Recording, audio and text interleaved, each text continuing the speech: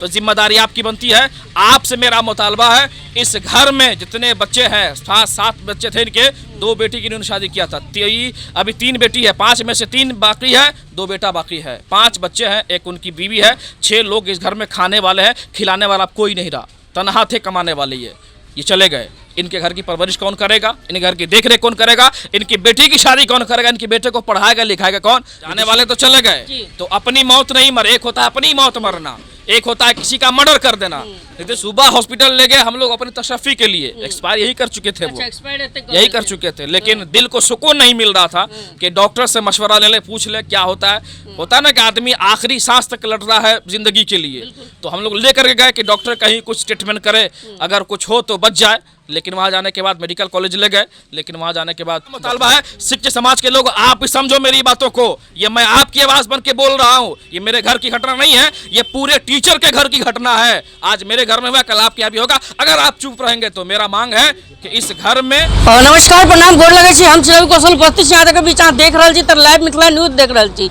अखन हम बेलवार गाँव में छी और अहाँ सबके बता दी, एकटा शिक्षक के जे बीएलओ के पदभार भेटल छलै और अखन जे छै चुनाव आयोग दिस से हर सरकारी शिक्षक के बीएलओ के पदभार भेटल छै और हर जगह जा के अभी पुनर्निरीक्षण जो हो रहा है अहाँ सबके बीच, जे मतदान के लऽ चुनाव आयोग दिसन से एक शिक्षक के मौत भेले और विस्तार से जानकारी ले और जानकारी ले बात करे छे। सबसे पहले हमारा नाम अरशदुल कादरी हुआ, इस घर के हम दामाद हुए, जो एक्सपायर किए मेरे ससुर थे।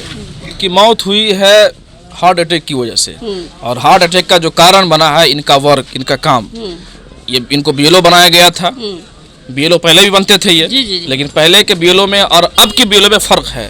पहले के बीएलओ नॉर्मल होते थे, लेकिन अभी जो बीएलओ बनाया गया इनको नए वोटर नहीं है, बल्कि जितने वोटर हैं सबको अपनी नागरिकता साबित करनी थी। तो सबको कागज़ दिखाना है, सबमिट करना है, फॉर्म भरना है। तो ये घर घर जा कर के पहले फॉर्म बांट करके आए हैं। कुछ फॉर्म अभी बांटने को बाकी है, घर में रखा हुआ है। तो कल जो निकले सुबह फॉर्म बांटने के लिए, बांट करके शाम में आए, जुमा के वक्त भी आए, नमाज पढ़ के फिर खाना खा के फिर गए। शाम में आए, कहा कि हमको चक्कर आ रहा है, लू लग गई है, तो पानी वगैरह पिए, ठीक हो गए, नॉर्मल हो गए।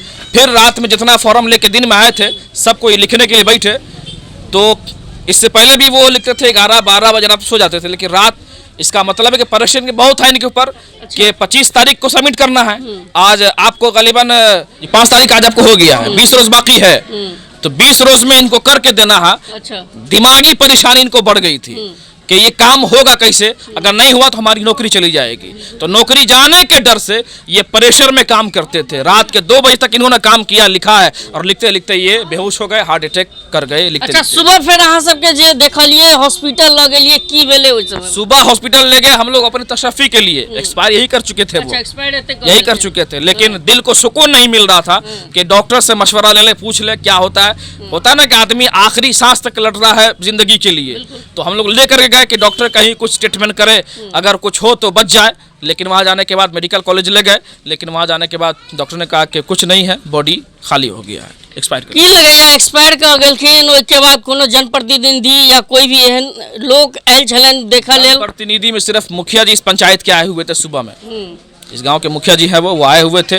उसके अलावा कोई दूसरा जनप्रतिनिधि नहीं आया, न विधायक आया है, न डीओ आया है, न डीएम, कोई नहीं आया है, यहाँ तक कि प्रशासन भी नहीं आया है पूछने के लिए क्या बात है। एक सिवा अहाँ सबके दोसर मांग किए, एते बड़का लोडिंग बढ़ रहा है और ऐसे पहलो कल के घटना है जे काको में एहन तरह के बीएलओ के मौत भऽ गेलै।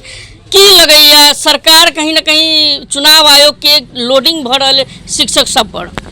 देखिए, सरकार नीतीश कुमार की जो है ना, वो शिक्षक को मौत के मुंह में ले जाके छोड़ दिया है कि तुम मरो, हमारा काम करो, तुमको मरना है, मेरा काम करना है।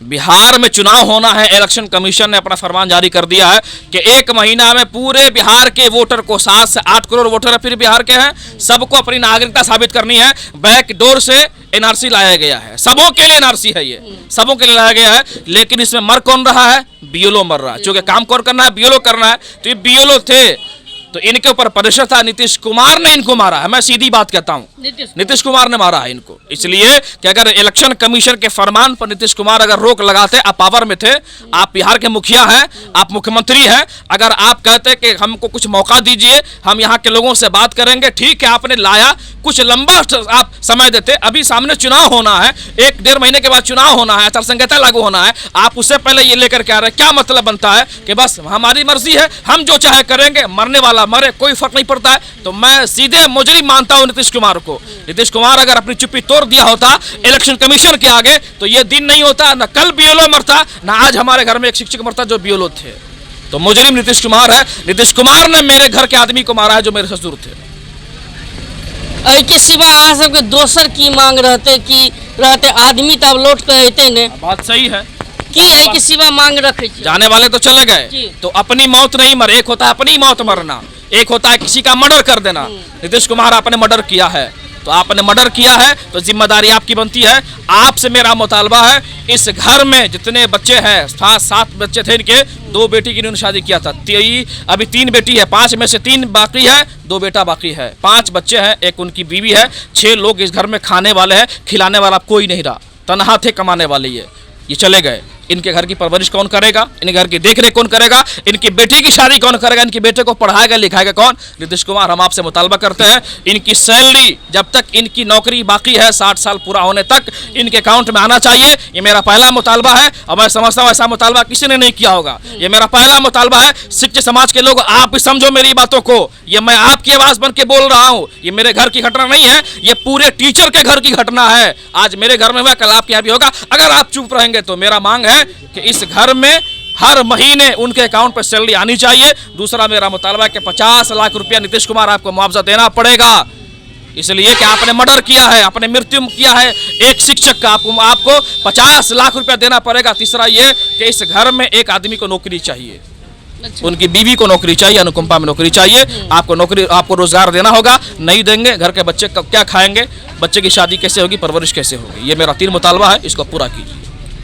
देख सके छी कहीं ना कहीं जैसे सरकार के तरफ से और बीएलओ के पदभार हिनका मिलल चले और जेकि मृत्यु भ गए। सरकार द्वारा जे छे हर तरह के कहीं ना कहीं चुनाव के लके एहन एहन योजना आवे छे, और कहीं ना कहीं शिक्षक हो या आंगनबाड़ी हो, ऐ सब तरह के जे कर्मचारी हो छे हुनका सब पर लादल जाए छे, और कहीं ना कहीं एहन एहन मौत हमरा सबके बीच में भ रहल है।